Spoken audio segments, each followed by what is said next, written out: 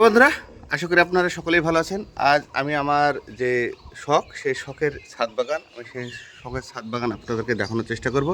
সেই শখের ছাদ বাগানে আমি কি করেছি সেটাও দেখানোর চেষ্টা করব। তো যে সকল বন্ধুরা আমাকে দেখছেন অবশ্যই আমার সঙ্গে থাকবেন এবং আমাকে সাপোর্ট করবেন। তো আমার শখের ছাদ বাগানের জন্য দেখুন আপনারা, আমার পিছে যে প্যারাপিট, সেই প্যারাপিটের টোটালটা আমি ড্রেন সিস্টেম করেছি, সেটাতে আমি ফুল গাছ লাগাবো সেই জন্যে। তো এই ড্রেন সিস্টেম করার পরে আমি ছাদের উপরে মাটি তুলেছি, আমার পেছি দেখতে পাচ্ছেন মাটি, সেই মাটিগুলো তুলেছি, মাটিগুলো সেই ড্রেনে দেওয়ার জন্য। তো মাটিগুলো আমি কীভাবে মিক্স করেছি এবং সেটা কিভাবে দেব সেটা আজ আমি আপনাদেরকে দেখানোর চেষ্টা করব। তো প্রথমে দেখতে পাচ্ছেন ওই যে মাটিটা, এই মাটিটা প্রথমে আমি তুলে নিয়েছি। সেই মাটিটার সঙ্গে আমি চুন, ফসফেট, ফিরোডন, সেই ফিরোডন মিশিয়েছি। মিশানোর পর তার সঙ্গে যে চিটে ধান থাকে, যে ধানটা ঝাড়ার পরে যেটা পাতলা যে ধানগুলো, সেই ধানটা মিশিয়েছি, দিয়ে আমি ঠিক এইভাবে মিক্সড করে নিয়েছি। এবার আমি সেই আমার ড্রেনে দেব। ড্রেনে দেওয়ার পরে এখানে জল দিয়ে দেব। জল দিয়ে 2-5 দিন রাখার পরে এর গাছ আমি লাগানো শুরু করব।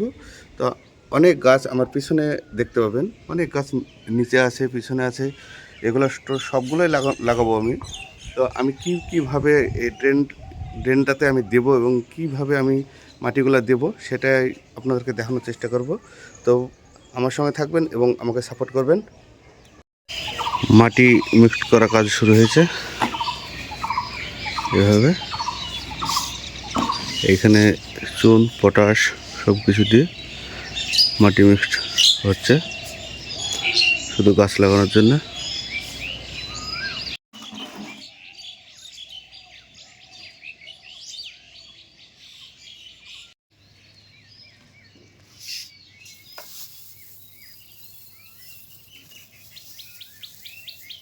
এই যে ড্রেন আপনারা দেখতে পাচ্ছেন, এই ড্রেনে প্রথমে আমি নারকেলের ছোবার একটা লেয়ার দিয়ে নেব, তার মানে জল নিকাশির জন্য।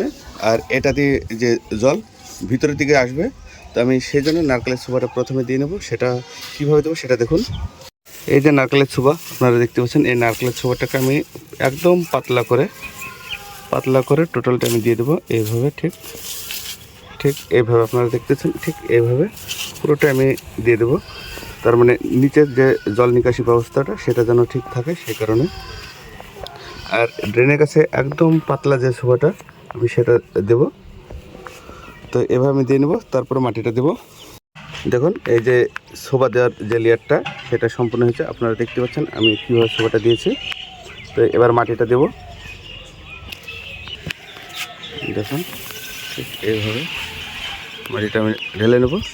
তো এভাবে মাটি দিয়ে আমি পূর্ণ করে নেব, তারপরে জল দেব। জল দিয়ে 3 থেকে 5 দিন আমি রেখে দেবো, তারপরে গাছ লাগাবো।